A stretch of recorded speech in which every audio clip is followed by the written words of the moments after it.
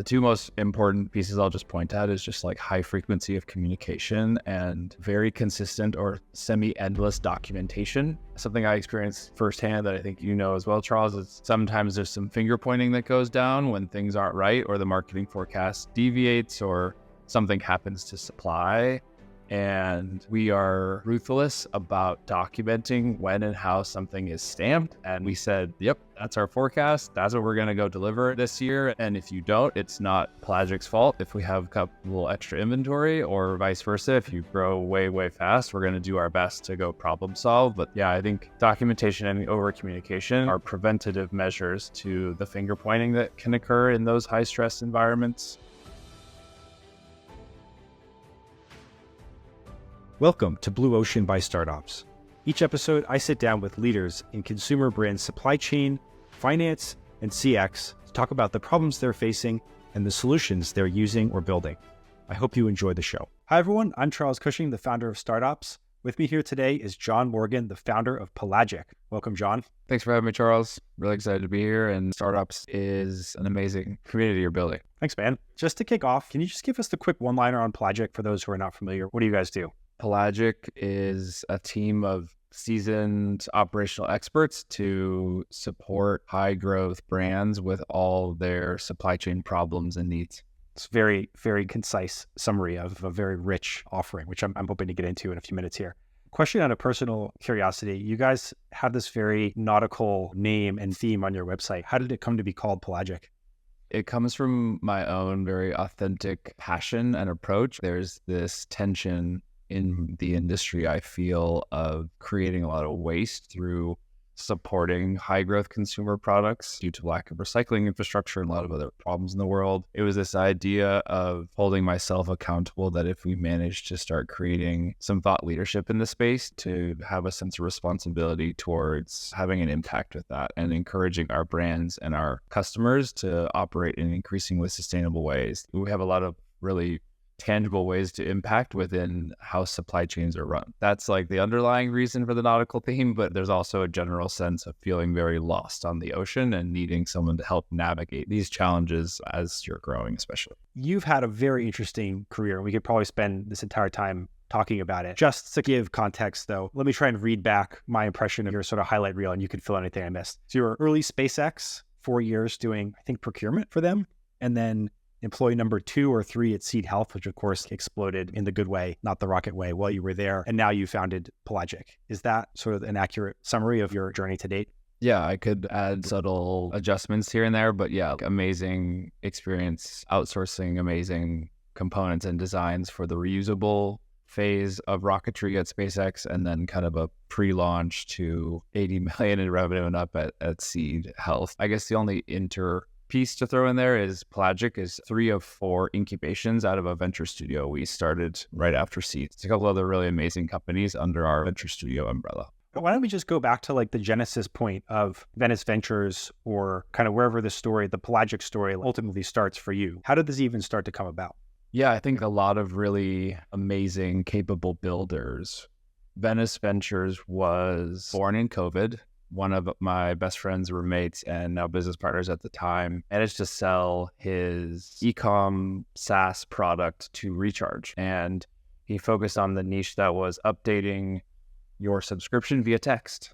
And that was really valuable and worked really well. And we said, wow, that's a fantastic model. How can we create more great niche tools for all of our friends building these high growth consumer brands? And so the next company that came of that collective brains and 5 business partners was a company called Superfiliate. And Superfiliate's actually a really pretty big name in the space now. They're an influencer SaaS and marketing tool that's growing like crazy. I think they have over 50 employees now. They have many hundred brands they're supporting. And so the model seems to be working. There's 2 other entities, Sierra Studio, which is kind of back-end infrastructure for a really amazing team of devs and engineers, mostly out of Brazil. And we're getting better at supporting like a recruiting service out of that company. And then Pelagic was something we collectively agreed like, hey, John, you have great experience and there's not very much expert guidance to the industry in supply chain. Let's go see starting out as an agency and potentially looking for opportunities to create SaaS as you grow, like how you can begin to service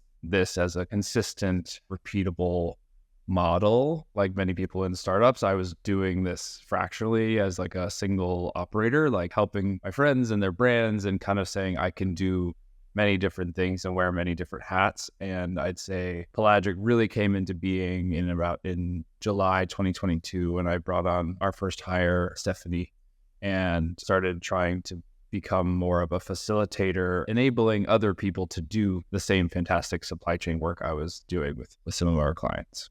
Yeah, you just have like a built-in mastermind group there almost with actual upside in the results, which is awesome. This is something I've always wondered about because even back in my operator days, I was wondering like, hey, you can outsource anything else. You can outsource marketing. There are a million marketing agencies. You can outsource accounting, at the drop of a hat. They're not all good, but like there are a million options out there. I could probably name like 5 ops agencies out there. And I'm just wondering, what's your take on like, why is the space so much less saturated?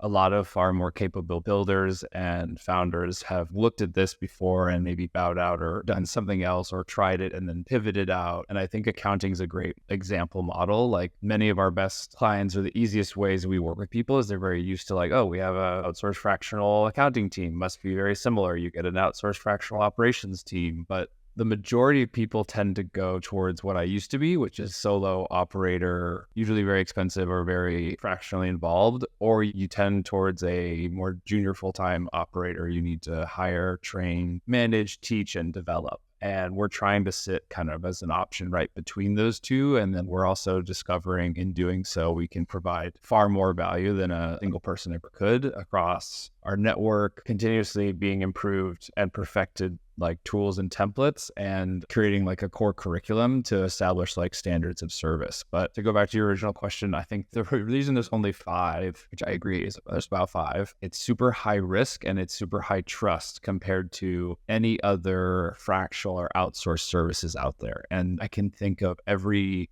way that those features of the service impact our business model or make it very hard to scale. Unlike accounting where a number is off or maybe how you're recording something is not quite right and it looks bad to an investor or maybe slows down diligence at some level. Those things are kind of fixable if you just switch to a better or the right accounting firm. Operations and supply chain, you're typically managing a huge amount of spend on behalf of your customer that is purchasing all the components, that is their product. The time delta or importance on when and how you get all those things could have massive impacts or ramifications to the business, from the volumes you order and the discounts you get to the lead times and being out of stock as you're growing and the customers need it. I think there's a customer pain point and risk to the business that maybe certain fractional customer service agencies are accustomed to, but then layer on top of that this ability to actually put these companies out of business if you spend too much or send cash to the wrong place or don't do something fast enough is something that's very hard to engineer a reliable process around. And it's actually something that I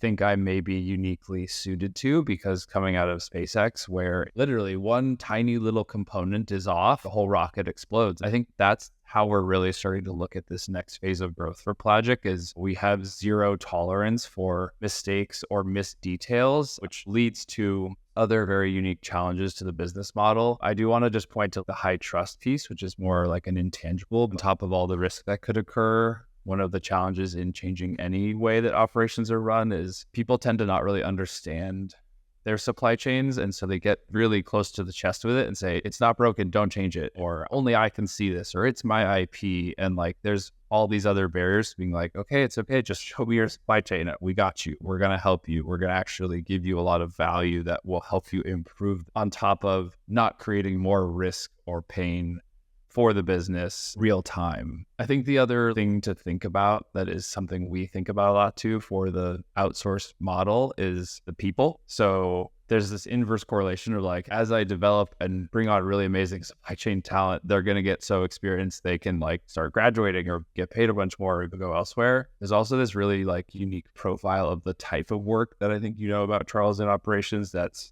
a blend of very exciting and strategic, enabling companies to grow, and super mundane and boring and tactical. I think there's a very difficult price or ceiling on the market of what founders want to pay, especially at an early stage, for really high caliber supply chain operators.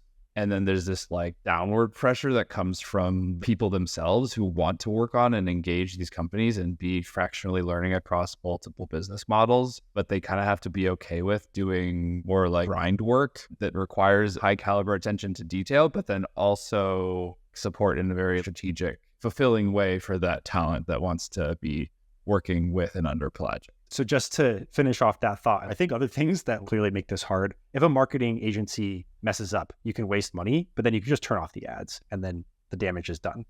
With an accounting firm, obviously it's not good to get audited. There are actually real penalties for that, but it's like you flip some bits and it's fixed. The other thing I was realizing as you were talking is there's also just an interface for those things too. It's like, yeah, you log into Meta Business Manager, you log into QuickBooks or Xero, and those tools are your whole world. Whereas a big problem in supply chain, or maybe part of the opportunity for you guys long-term, is like that interface does not universally exist. Every single company has to build it by hand from scratch every single time. And so it makes it much harder to just rinse and repeat. Yeah, absolutely. And I'm excited to talk about that area. I think the only thing I wanted to add to your comment on the comparison to a growth agency or the marketing world is a supply chain service model is very unforgiving, where if you do everything perfect and right, you get like a pat on the back. There's no like, wow, that's amazing. Everything's on time and super low cost and you guys are doing great. If this is not here, I'm very upset and bothered. That is the nature of an operator and the operator role that we're like signing up to deal with across multiple clients, multiple operations at scale. And so I definitely think about that a lot, but are very much here to sign up to be that for these people.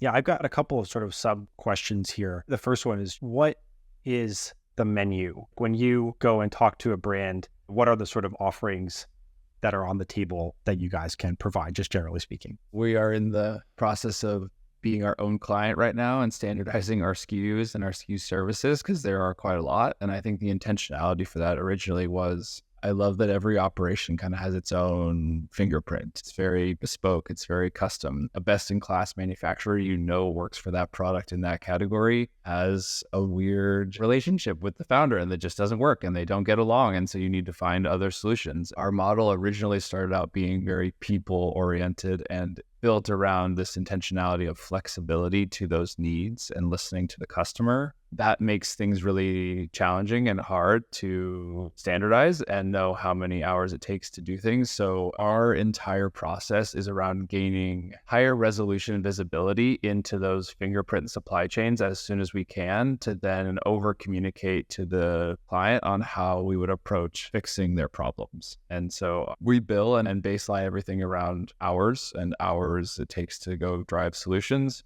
We start with the discovery process, which is audit of this 16 key categories we've distilled down across the framework that is your operations and your business, from HR to customer service to e-commerce to 3PL to packaging. We rank how those things are looking or going. We identify or compare them to market rate or market pricing, and then flag those risk to opportunity categories to the business owner and say, here is where we encourage you to spend some time to improve your supply chain. And now it's based on your budget and your needs.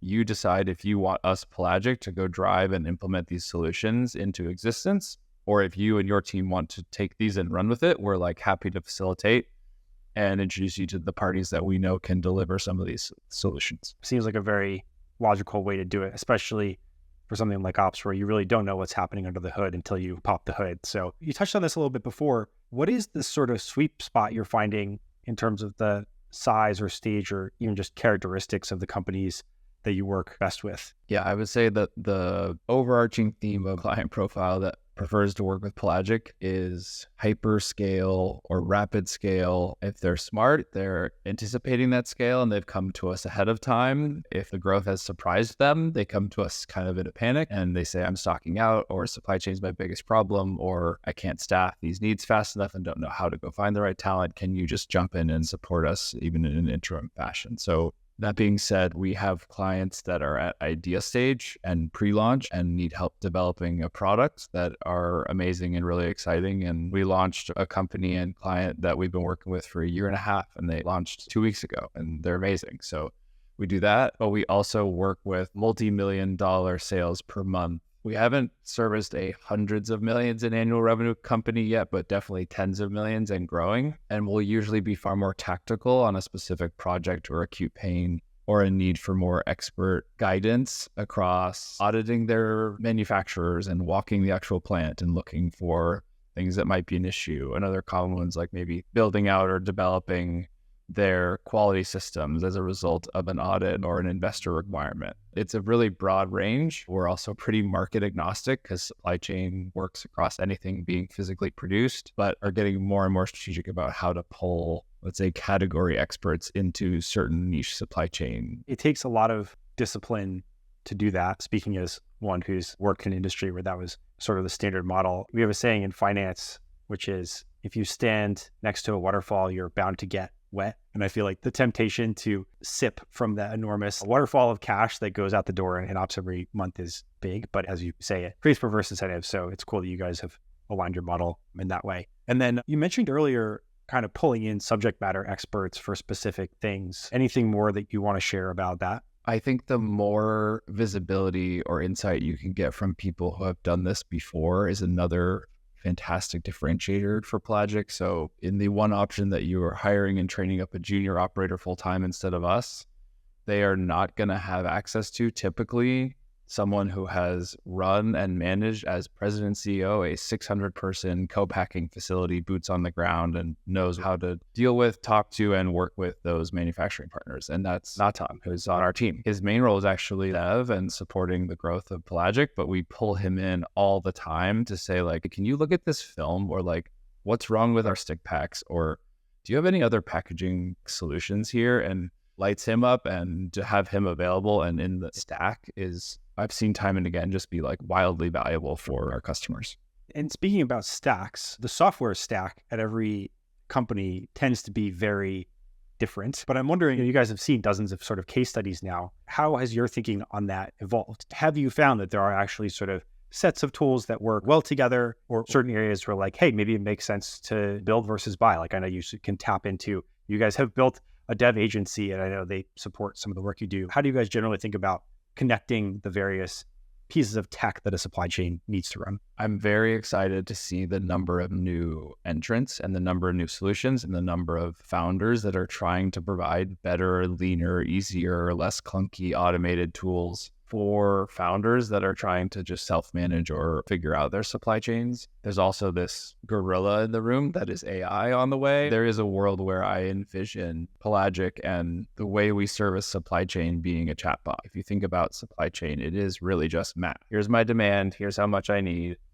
I've set up an infrastructure that allows this AI to navigate and talk to all the different people or components that I need to pull this in, like, go. I am excited to see the entire industry and suite of tools move towards lower and lower friction and increased automation. That being said, I think one of the largest problems we see, especially at an early stage, supply chain is all about people. So you need to enable your operators to still go negotiate and work with people in a manual way. It can't just be set it and forget it, or things will decay very quickly. Additionally, a lot of the tools that we have seen out there, let's say NetSuite being the most known and kind of one that people jump to or eventually have to go get to, they are really clunky. They kind of require a whole nother person to even know how to use. I've seen a lot of high growth companies get like, wow, we created this ERP and we can't even do the things we were doing in spreadsheets anymore because it's so complicated to figure out. And so I think where we have landed in that intentionality to stay flexible and more value oriented is spreadsheets. We talk to and know and are collaborating with or keeping track of all the very exciting tech and software tools that are out there, but I have yet to see one I would rave about. I would encourage a spreadsheet with really great people using those tools, but I think we're also very transparent when companies grow to a scale that spreadsheets aren't going to work anymore. But truly, like, the line is generally like 50 million in revenue. You could still be going on a spreadsheet strong. The only caveat I'll throw out there is there's some really amazing founders that have in-sourced warehouse operations or in-sourced manufacturing operations. And if those are a part of your overhead or your internal supply chain, spreadsheets won't work. What makes those categories different? There's a lot more data you need to gather, and there's a lot more costs you need to measure. You know, in a great way, you're in control of your manufacturing capacity, throughput, and costs, but you're managing it down to the labor hour and human that requires more structure. And you also need that structure to ensure really high quality output.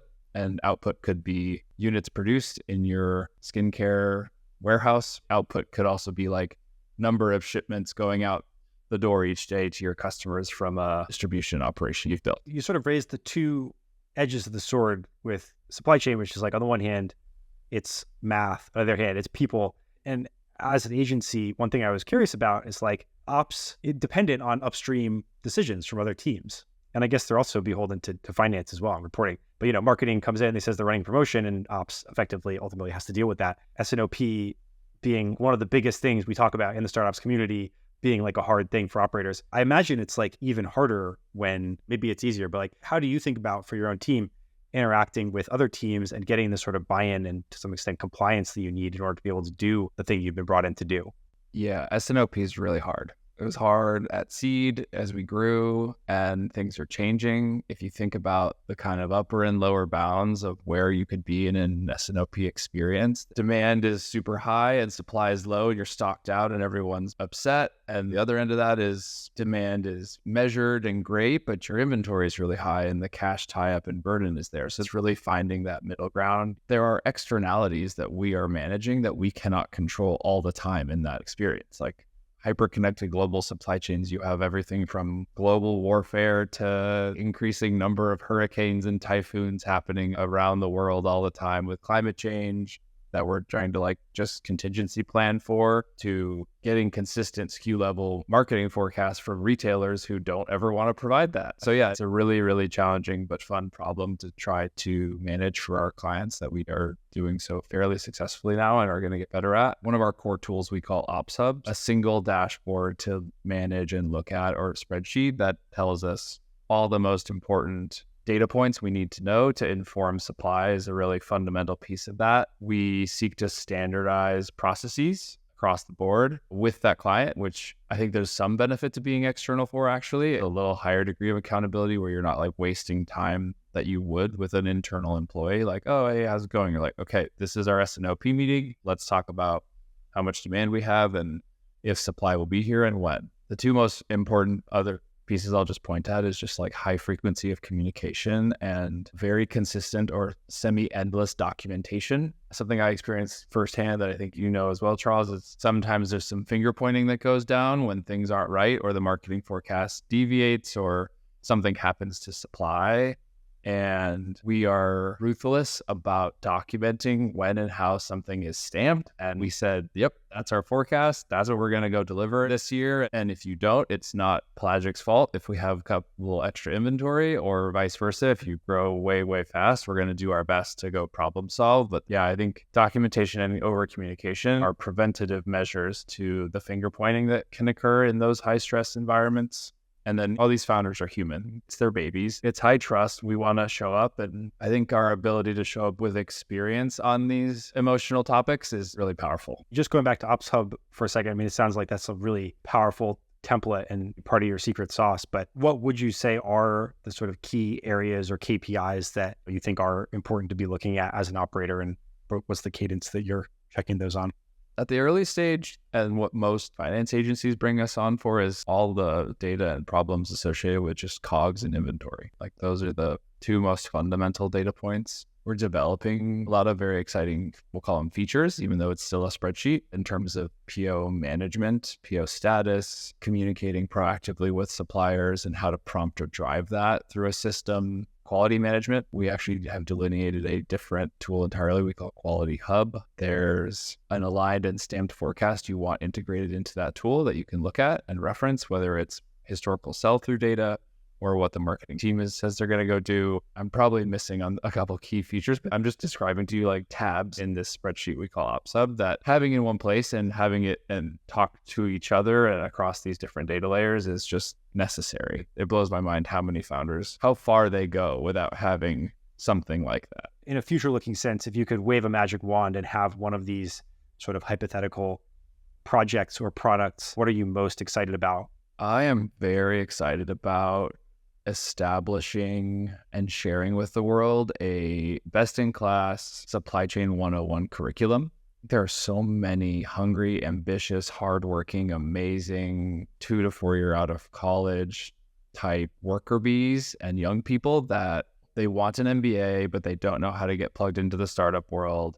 They want to learn entrepreneurship. They want to learn hands-on operator skills. They want to be working on some of these amazing companies, but they don't know how to gain access to that network or do so in a way that's supported and informing their education, development, training, and learning. Teaching these people all the things they're kind of learning firsthand in that school of hard knocks with some of the clients and the problems that come through that MBAs can't deliver. It's all like curriculum and business, but then also having a very robust curriculum of tools and saying what goes into S&OP, what should a quality management system entail? And I think Pelagic's impact on the world will be fully determined by the caliber of those people, both in their time at Pelagic and how they go on into their careers and lead and build kind of the future of startups. I love that. And yeah, I can't tell you how many times I've wanted that or talked to people who've wanted that. So I really hope you guys are able to bring it to life, sort of like a McMaster car, but for everyone. We're starting to run up on time, but I guess one other question for you. You come in and you clean up a lot of different supply chains at this point. What are like some of the biggest category errors that you see people making? What do you wish every business would do to make it easier for you to do your jobs when you arrive? Yeah, I think the most common problem across the board that we will continue to be janitors of is just standardization, organization, and utilization of your supply chain data. I lead with that one because it's so fundamental, but then at the same time, there are a lot of brands that get by without even knowing it. They're like, yeah, my COGS are like so good, I don't even have to worry about measuring them at a high degree of granularity, right? Or inventory is never a problem because there's 0 shelf life or it's 5-year shelf life and it's a small product and it's super lightweight and just like not an issue, right? So there's certain things that won't become acute so they can get by with that. I think the other thing that we're trying to present ourselves as an alternative to is I've seen a lot of founders cut corners in the sense of they overbundle the supply chain. So they go, yeah, I have one manufacturer. It's great. Send an order in and my product gets delivered to warehouse. And you give up so much in control, understanding your scrap in the manufacturing process, managing and improving where those raw materials are being sourced from and what you're paying for them. Fortunately, when everything's bundled under one house that way, the incentives to improve them disappear. Set it and forget it. And that's where you'll lose a lot of your margin over time, is just in having those single providers of supply chain or hyper consolidated. To continue like where the mistakes occur, there's so much fear around changing your supply chain. It's actually usually not like incredible service that's keeping people in that one manufacturing solution. It's, well, where would I go and how would I get them to listen to me? And I'm just a startup. I have no leverage. I have low MOQ quantities. How do I find someone I can trust? How do I find someone I can grow with? Well, I think on top of unbundling those manufacturers, I would encourage, or I just see with these founders, I would encourage them to de-risk your supply chain through redundancy. Don't be afraid to go explore other service providers. There are many out there, all with different kind of pros, cons, and flavors. In the worst case, you don't change anything at all, but you get what I call these market indices or contextualized competitive comparisons and pricing that enable and give you leverage in that negotiation that with the right manufacturing partner should only be a healthy discussion, right? It doesn't have to be this end all be all, we're breaking up with you, or that you're putting the whole supply chain at risk. It's like, hey, I'm continuing to like ever improve, de-risk, and expand the capacity of my system. And either Pelagic or me, the founder, need to go be open to finding those solutions and exploring them fully. Well, thanks so much for joining us, John. And thanks to everyone listening. If you want to learn more about Pelagic, we'll link details in the episode notes and hope to catch you for the next episode. I hope you enjoyed this episode of Blue Ocean. Blue Ocean is produced by StartOps, a growing collection of resources for operations leaders and e-commerce brands. A few of the things we've built include a growing, vendor-free Slack community for operators to ask their most important questions and get answers from trusted peers, a job board that curates jobs from 1,500 modern brands, a media hub that includes this podcast, as well as articles and templates on a variety of operations topics, and a comprehensive directory of the software and services used by our community members. If you want to learn more, head to startops.network. And to keep up with the latest information from StartOps, or catch the most recent episodes of Blue Ocean, follow the StartOps page on LinkedIn or subscribe to our newsletter. Thanks for listening and hope to catch you next episode.